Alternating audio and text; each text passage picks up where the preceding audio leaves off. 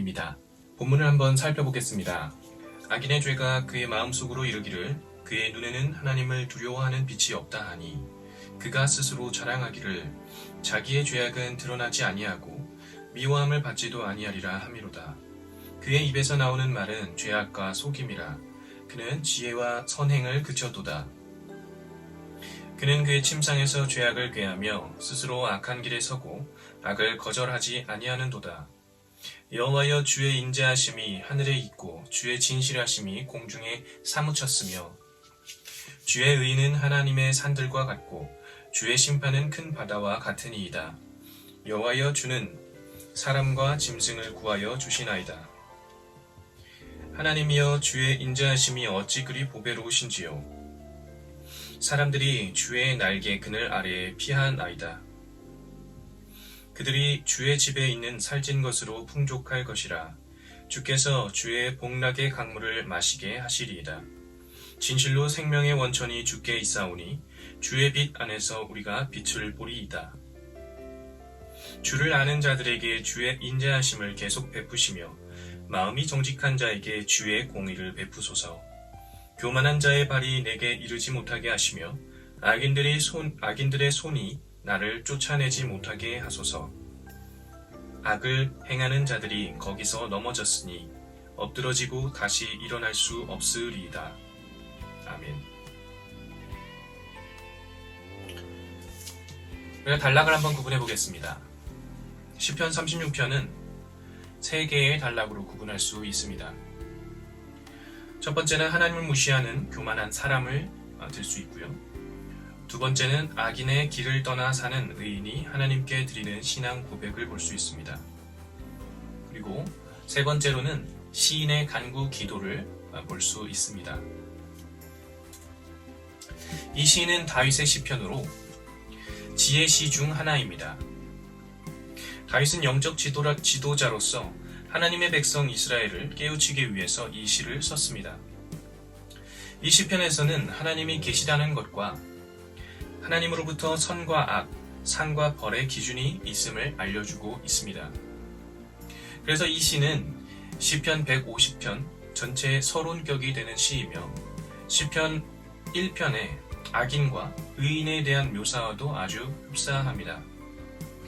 다만 이 시편 36편은 하나님보다 사람의 생각이 먼저라고 생각하는 인본주의적 자세와 그 착각에 빠진 사람들의 근시안적인 교만함을 하나님의 성품과 대비시켜 그 차이점을 부각시켜서 표현하고 있습니다.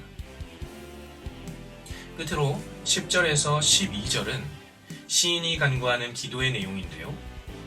결론적으로 이 시는 하나님은 공의의 하나님이심을 고백하면서 하나님을 경외하는 자에게 임하는 복을 선언하고 그 반대로 악인의 파멸을 간구하며 하나님께 맡기고 있는 시편입니다.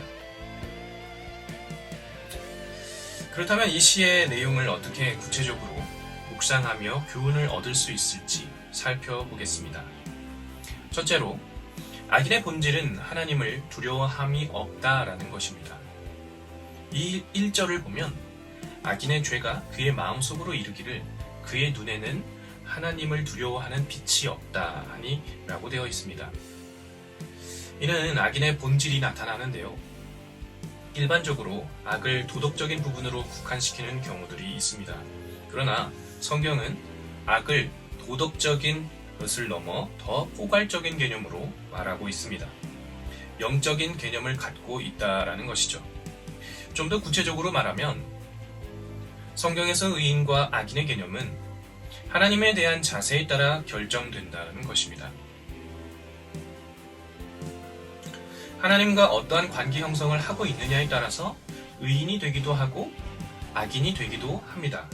그런 의미에서 세상에서 윤리적으로 선한 사람, 또 의인으로 인정되는 사람도 의인이 될 수도 악인이 될 수 있다는 것입니다. 그렇다면 이 본문에서 다윗은 누가 악인이라고 하는 걸까요? 하나님을 두려워하지 않는 자가 악인이라고 합니다. 하나님을 두려워하지 않는다라는 것은 하나님을 인정하지 않는다라는 말이죠. 시편 14편 1절에서는 어리석은 자는 그 마음에 이르기를 하나님이 없다라고 하였습니다. 여기서 어리석은 자가 바로 악인입니다. 사실 모든 악은 하나님을 두려워하지 않는 데서 시작합니다. 하나님을 두려워하지 않는 마음, 그것이 악의 본질인 것이죠. 그러한 관점에서 이 세상에 있는 모든 행실들을 보면 하나님을 두려워하지 않기 때문에, 즉 하나님이 거기 계심을 인정하지 않기 때문에 부패하고 타락한 삶을 살게 되는 것입니다. 아담이 처음 죄악을 범하게 된 동기도 마찬가지로 하나님을 인정하지 않는 마음이 있었음을 보게 됩니다. 그들이 하나님을 본인의 삶의 주인으로 인정하였다면 하나님이 두려워서 죄악을 범하지 않았을 것입니다. 오늘날 많은 사람들은 하나님을 두려워하지 않습니다. 그리고 그것을 대수롭지 않게 여깁니다. 아예 그것을 악으로 여기지도 않습니다. 하나님을 두려워하지 않는다는 것은 하나님을 경외하지 않는다는 말입니다. 하나님을 경외하는 그 지식의 근본이 없어서 어리석게 또는 악하게 사는 사람들이 많습니다. 여러분 혹시 고대 국가에서 죄 중에 가장 두려운, 가장 무서운 죄가 무엇인지 아십니까? 바로 반역죄입니다. 반역죄를 지으면 그 사람만 정치범 수용소에 편안히 있다가 나올까요? 그렇지 않습니다. 모진 고문으로부터 또 시작해서 결국 죽이는데도 그냥 죽이지 않습니다. 잔인한 형벌들을 동원해서 최대한 고통스럽게 고문하다가 죽입니다. 우리나라도 예외는 아니죠. 갖은 고문부터 사지를 찢어 죽이는 형벌과 이미 죽은 사람을 무덤을 파헤쳐서 부관 참시를 하고 그 유족들의 몇 촌까지도 멸하였습니다. 이렇게도 무서운 것이 반역죄입니다. 마찬가지로 하나님을 경외하지 않고 두려워하지 않는 그 마음은 마치 반역과 같다라고 생각합니다. 그렇다고 해서 우리가 하나님을 경외하지 않고 반역을 한다고 이렇게까지 벌하시지는 않지요. 만약 이렇게 벌하신다면 우리는 어느 누구도 하나님 앞에서 살아남지 못했을 것입니다. 그 정도로 경각심을 가지고 하나님을 두려워하는 우리 모두가 되어야 하겠습니다. 오늘날 많은 사람들은 하나님을 두려워하지 않습니다. 이러다가 갑자기 본인의 죄 때문에 한순간에 망할 수도 있습니다. 우리 역시도 우리 자신을 각별히 조심하면서 늘 점검할 필요가 있겠습니다. 두 번째입니다. 하나님을 두려워하지 않는 악인들은 스스로를 높이 평가하고 있다는 것입니다. 하나님을 두려워하지 않는 자들은 자기 스스로에게 아첨하는 사람들입니다. 즉 스스로를 높이 평가하며 교만하게 되는 것을 말하는 것이죠. 이렇게 자기를 높여서 스스로 높여 교만하게 된 대표적인 존재가 바로 사탄입니다. 그는 본래 하나님의 천사였습니다. 하지만 스스로의 능력을 과신한 나머지 교만하게 되었습니다. 그래서 하나님의 주권을 인정하지 않고 타락하게 되었습니다. 타락한 자로서 스스로 하나님과 같이 되려고 하다가 하나님의 저주를 받아서 죄악의 아버지가 되고 말았습니다. 하나님을 두려워하지 않는 자들은 다 이렇게 사단적인 존재들이 됩니다. 그들은 하나님을 인정하지 않기에 악을 행하면서도 자기들의 죄악이 드러나지 않고 미워함을 받지도 않는다라고 여깁니다. 심판하시는 하나님이 없고 자신이 곧 하나님의 자리에 있는데 누가 자신을 심판하겠습니까? 아주 심한 착각을 하고 있는 거죠. 그들이 이처럼 하나님을 두려워하지 않는 것은 하나님의 보응의 손길이 즉각 나타나지 않기 때문입니다. 그들은 하나님의 심판이 즉각 나타나지 않는 것을 보고 죄악에 대한 하나님의 보응을 믿지 않습니다.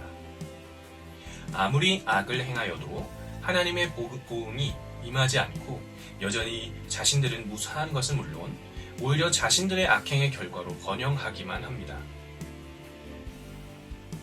그러니 그들이 하나님의 존재를 인정하겠습니까? 그들이 하나님의 말씀을 보고 역사에 나타난 하나님의 교훈을 제대로 살펴본다면 하나님의 보응은 즉각적으로는 나타나지 않는다고 해도 반드시 나중에 어느 순간 집행된다라는 사실을 깨달을 것입니다. 하나님의 말씀과 역사는 그 사실을 선명하게 보여주고 있습니다.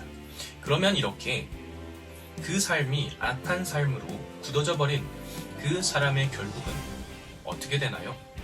그는 그 악으로 망하게 될 것입니다. 12절을 보시기 바랍니다. 악을 행하는 자들이 거기서 넘어졌으니 엎드러지고 다시 일어날 수 없으리이다 라고 하였습니다. 몸이 굳은 사람은 한 번 넘어지면 다시는 일어날 수 없습니다. 다시 회복할 수가 없습니다.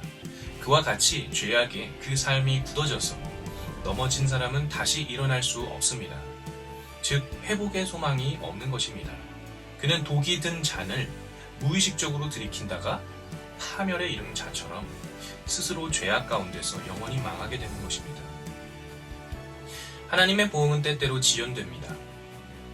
특히 종말론적인 심판은 많이 지체되고 있는 것이 사실입니다. 그러나 하나님의 보응은 지체되는 것이지 없는 것이 아닙니다. 물론 지체된다는 표현도 순전히 인간적인 관점에서 그렇습니다. 하나님의 관점에서는 지체되는 것이 아닙니다. 단지 아직 때가 이르지 않았을 뿐입니다.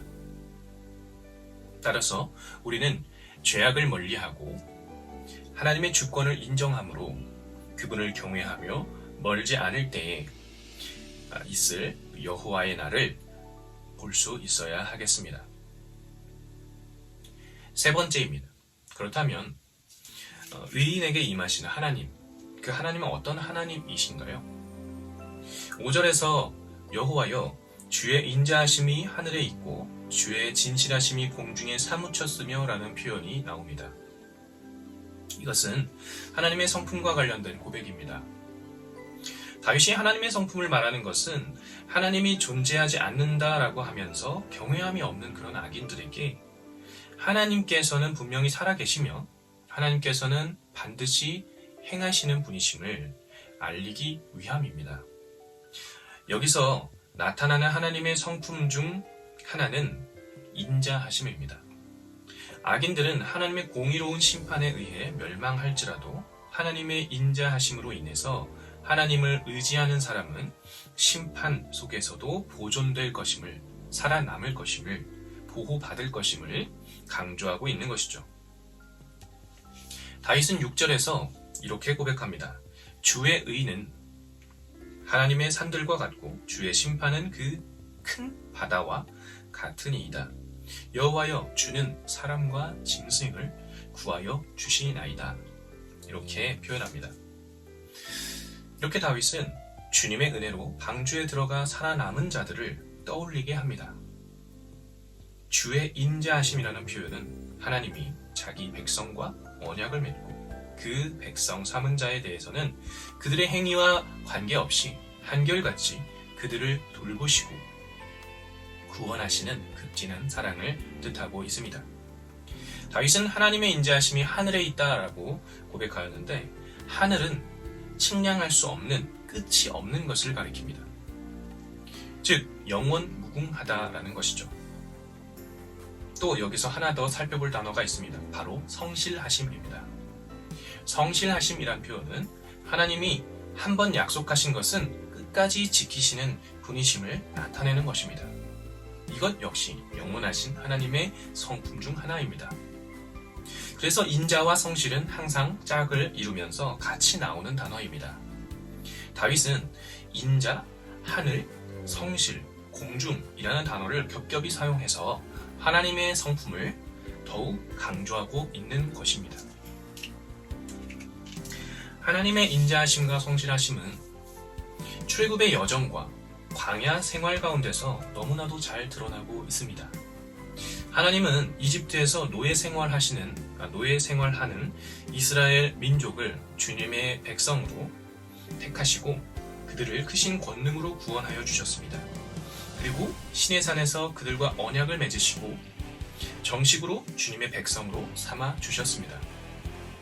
그런데 이스라엘 백성들은 광야 생활하는 동안 원망과 불평의 말로 하나님을 시험하는가 하면 우상을 숭배함으로 하나님을 배신하고 하나님의 말씀을 거역하기를 밥 먹듯이 하였습니다.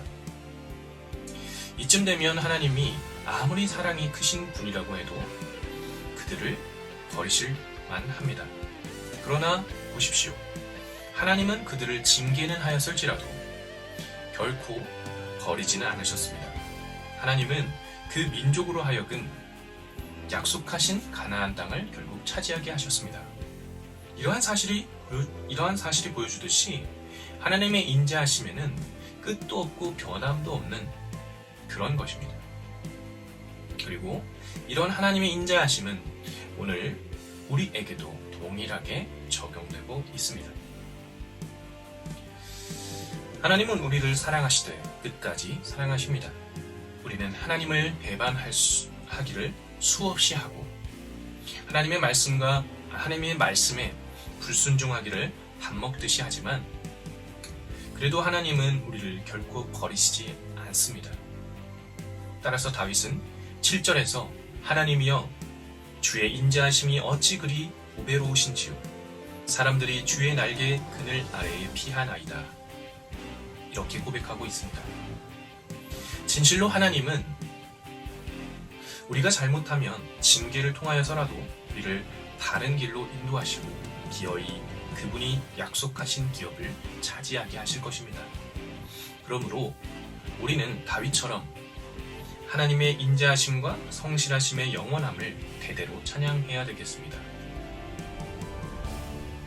마지막입니다.